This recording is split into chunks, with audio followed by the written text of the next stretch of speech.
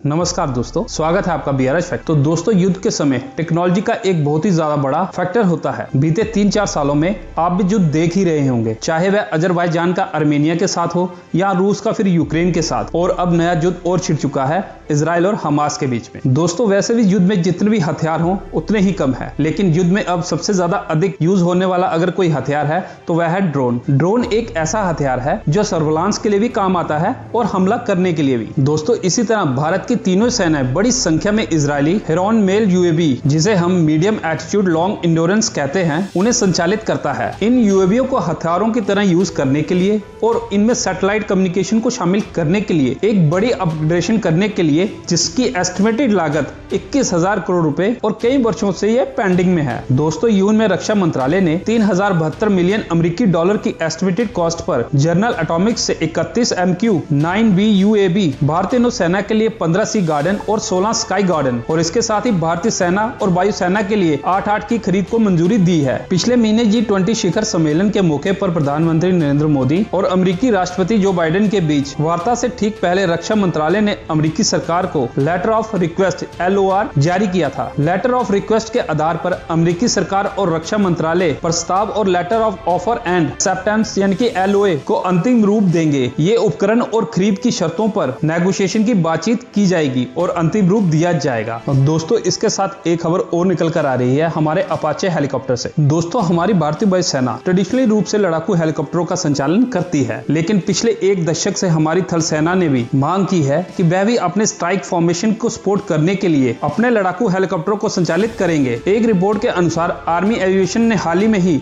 Light compact helicopter यानी कि LCH के पहले बैच को शामिल किया है। सेना और वायुसेना दोनों 15 LCH प्रचंड की शुरुआती बैच को शामिल कर रहे हैं। दोस्तों, 156 LCH सेना के लिए 90 और भारतीय वायुसेना के लिए 66 LCH का एक बड़ा सौदा, जिसकी अनुमानित लागत 45,000 करोड़ रुपए है, और ये सौदा सरकार की मंजूरी का इंतजार कर रहा है। सुरक्षा मामलों की कैबिनेट समिति ने पहले ही अमेरिका से 39 अपाचे लड़ाकू हेलीकॉप्टरों की खरीद के लिए मंजूरी दे दी थी। सितंबर 2015 में हस्ताक्षर एक सौदे के तहत भारतीय वायुसेना ने 22 AH-64E अपाचे को शामिल किया है। फिर भारत ने फरवरी 2020 में सेना के लिए लगभग $800 मिलियन की लागत से 6 और अपाचे का सौदे पर हस्ताक्षर किए, और फरवरी 2024 में ये सेना को मिलना भी शुरू हो जाएंगे। दोस्तों, एक खबर आपको और बता देते हैं जो हमारे एंटी ड्रोन सिस्टम से आ रही है। Hawking defence services Chennai based tech startup company है जो भारतीय सेना के लिए कॉस्ट इफेक्टिव समाधान प्रदान कर रहा है। दोस्तों, हॉकिंग डिफेंस सर्विस ने एक पहनने योग्य एंटी ड्रोन सिस्टम का कॉम्पैक्ट और पोर्टेबल सिस्टम विकसित किया है, जो कई ड्रोन खतरों का पता लगा सकता है और उन्हें बेअसर कर सकता है। ये लंबी दूरी पर रिमोट कंट्रोल्ड ड्रोन का पता भी लगा सकता है और उसे कम कर सकता है। दोस्तों, इसका वजन केवल 775 किलोग्राम प्रति यूनिट है, यानी कि 1 किलोग्राम से भी कम, जो निगरानी के लिए या हथियार डिलीवरी सिस्टम के रूप में फोर्सेस द्वारा उपयोग किए जाने वाले कमर्शियल ड्रोन के खिलाफ सिक्योरिटी यूनिट को पूर्ण सुरक्षा प्रदान करता है। इसमें ड्रोन का पता लगाने के लिए पहनने योग्य RF सेंसर जैमर शामिल है, जो दुश्मन के लिए ड्रोन को हराने के लिए स्मार्ट जैमिंग का उपयोग करता है। तो दोस्तों, आपके क्या विचार हैं तीनों अपडेट्स पर?